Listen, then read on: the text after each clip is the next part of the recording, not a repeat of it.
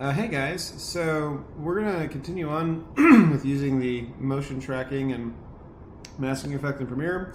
I've got 3 different clips here. You don't have to use the exact same clips that I've got. I found these on Pixabay. Just got a picture of just cars in the distance. You can find something similar if it's like people in a crowd, that's fine. Mountains, if it's like a forest, that's fine. And then just a person whose face you can see. Obviously, whichever, whatever you'd like to use, all that's fine here. Okay, so what we'll do here is I'm going to start off with this. This is going to be very similar to what we did before with the motion tracking, but this is going to be a little bit different in terms of we're also going to be affecting its scale as well.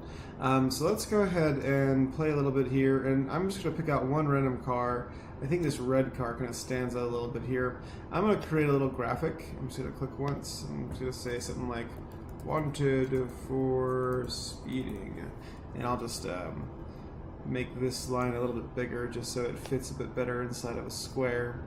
A little bit of typography goes a long way. Just trying to let's select this text first, then a little bigger.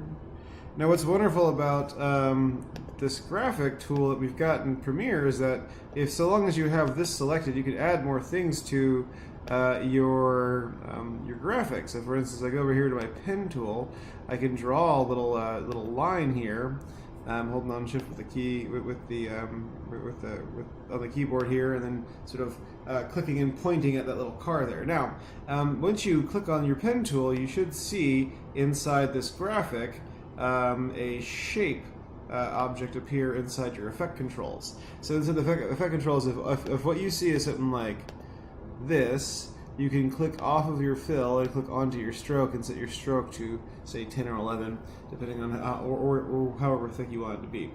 Okay, so with that being said, we will grab our position and our scale keyframes, and we're just going to play a little bit, and then we're going to move our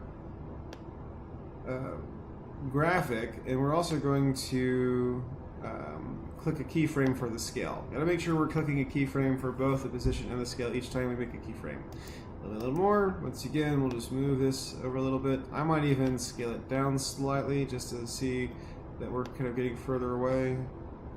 So I might try this down to like maybe 90 or so, in which case I'll have to rescale it. I'll hit reposition it here. And then we'll play a little more, and we'll stop. I might scale it down to like say 85, and then reposition it here to match up. Further, really good. So a little more, and then once again, I might scale it down to say, for instance, 80, and then draw it back over on top of the car that I'm following, or the person. If you've got a person that's wanted for something, obviously you can do that as well. A little more, that's good, and then we'll just drag it over here and up a little bit, and make sure we add a little bit of something for the scale, and then lastly we'll probably end it here. I might scale it down to say 75, and then I'll also pull it toward here, like so. So let's see what this looks like. This might look good. I think it'll look good.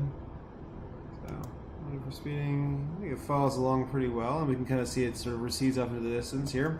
Now, the last thing I wanted to do is I want to have on this like last keyframe here, I want to have it fade in, fade out. So over here, what we'll do is I'm going to go right down to my opacity. So on this like next keyframe here, right about there, I'm going to click a keyframe for my opacity, and then over here on this keyframe, I'm going to click another. Oops. Over here on this keyframe, almost the next to last keyframe up here for my scale, I'll make another one.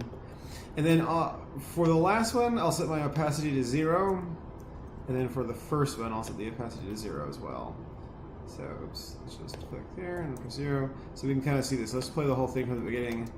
Plays through. Red car appears. Ooh.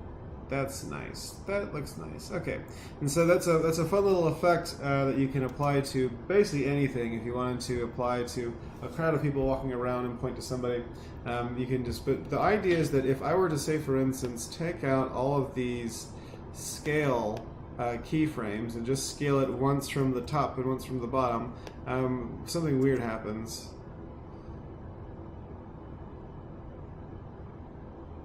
Kind of see it sort of like hovers back and forth and sort of bounces around.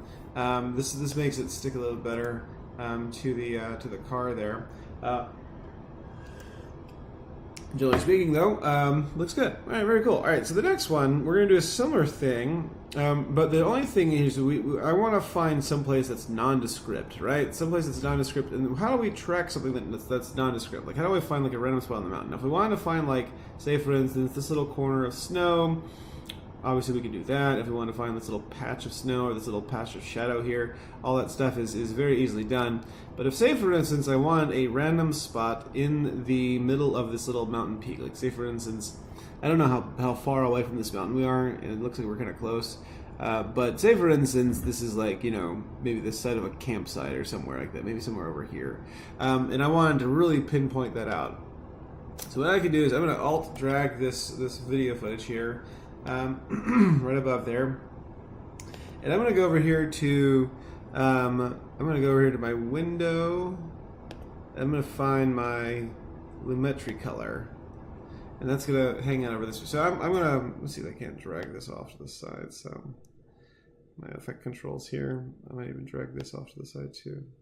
All right, so with my Lumetri color there, I'm going to see if I can't darken this out a little bit, just to like kind of pull the exposure maybe down some to darken it a little bit, and maybe even pull the contrast up some to get it even further darker. And I could even pull the shadows up or down some as well, just so everything's a little bit darker. And then what I can do is I can figure out where I want my sort of shadow to be. And so somewhere what I'll do is I'll just grab under my opacity just a little elliptical mask, and I'll just shrink it down a good deal. I'll make it real small, and I'll place it right about there, even smaller. And the idea here isn't so much that we want this to be the be-all, end-all part of it, but we want to make sure that there's there's something easily that we can track in an area that's not that's somewhat nondescript.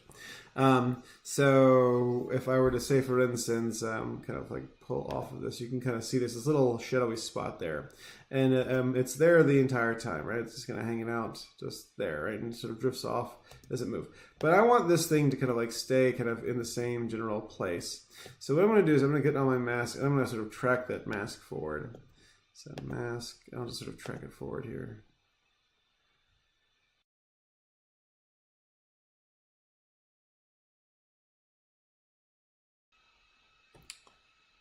Okay, so we can kind of see what's going on with this. Let's click down here and see what this does.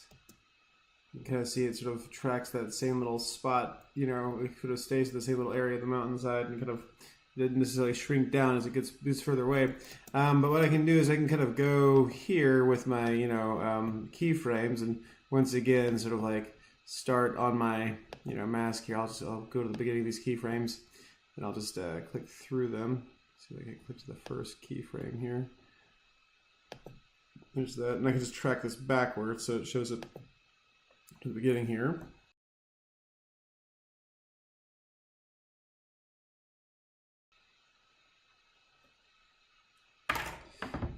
Okay, so we've got this little piece of sort of shadowy area, sort of tracking, and so it's easy to see. So once again, with this little guy here, I can even like kind of move this around, or I can do something very similar here. I can just take my little text tool once again. I can click over here. I can just say, you know, base camp, and then I'll just do, you know, 10,000 feet. You know, it's whatever, you know, it's just like a, and then for one, and maybe I just like, instead of making this one bigger, I might make it a bit bigger. I can even just like expand the tracking here just a little bit, just to broaden out, just to click that P over the T there. That's good. And then once again, with that still selected, I can use this to track this little shadowy area, and I'll just have it sort of like poking at this one little, you know, kind of edge of the thing here. So once again, I'll just draw a little line with my tool here, my pen tool here, just going across, say for instance like so, and then like up a little bit like that.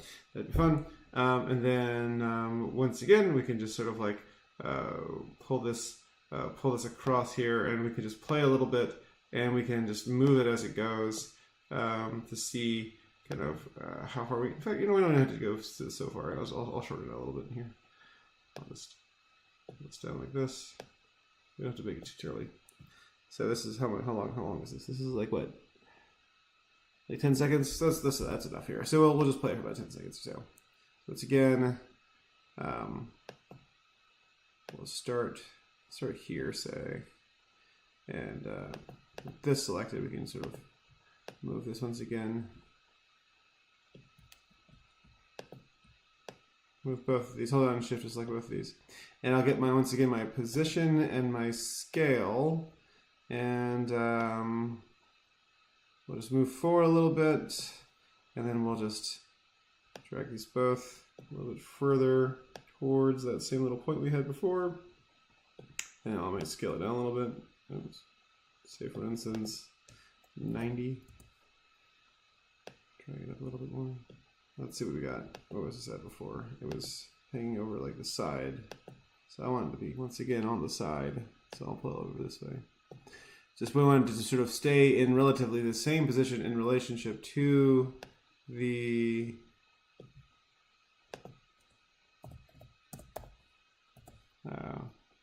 little shadowy spot there. That gives us a little marker here. And I'll go for a little bit more.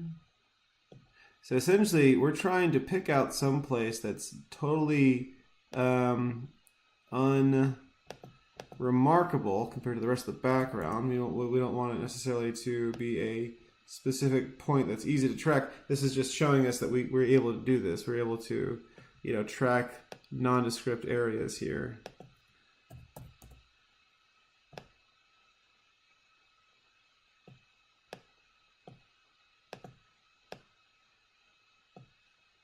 A little further here.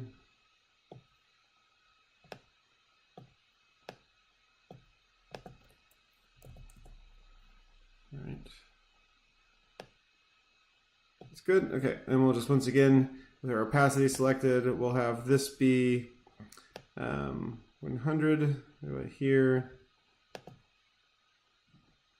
and then we'll have this be 0.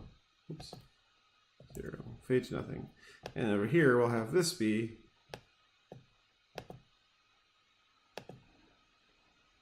100, and then we'll have this previous one here be 0 as well. All right, and so let's just take a look here, and what I'll do is I'll just get rid of this totally. And so now we can kind of see that this is falling on this one specific little spot, and it looks like it's staying pretty steady the whole time. That's good. All right, very cool. All right, very neat. All right, so that's right there. And last thing we'll do is this we'll do a little bit of a color shift here. We're gonna see if we can't say affect just this woman here with our mask. We'll take our little opacity mask here. Actually, we'll duplicate this a couple times. We'll duplicate this just once. We'll get our over here with our Lumetri color window open. Let's see if we can't.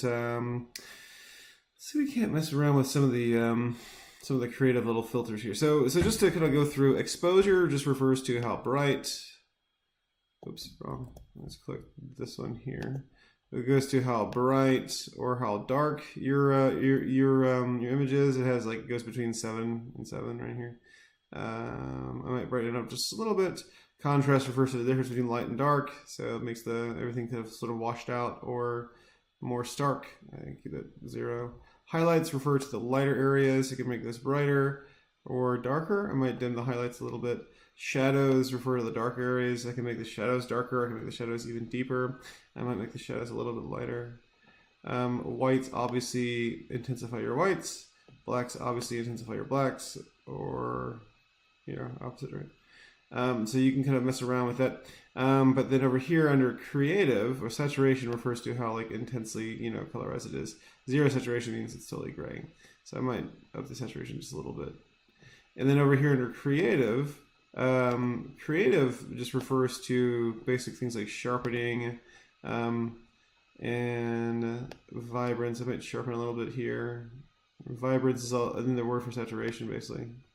I honestly don't know the difference.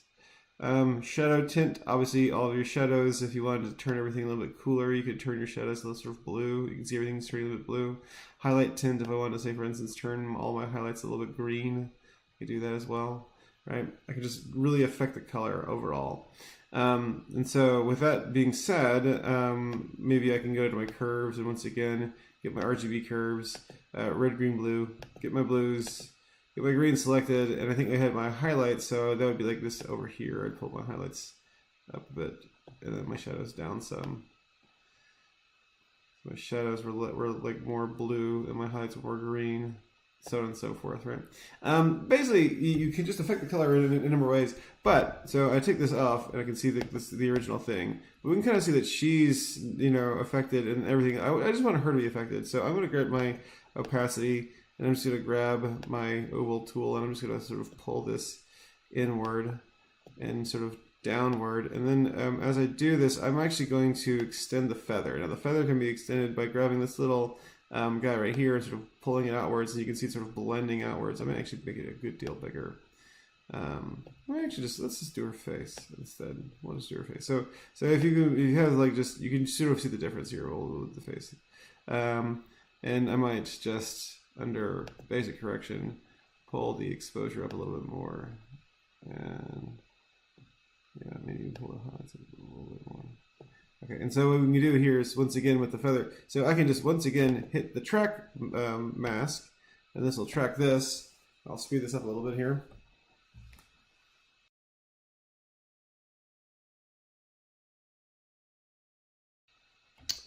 Okay, so with that done, what we can do is we can kind of check and see what this looks like here. We're just going to take a look here.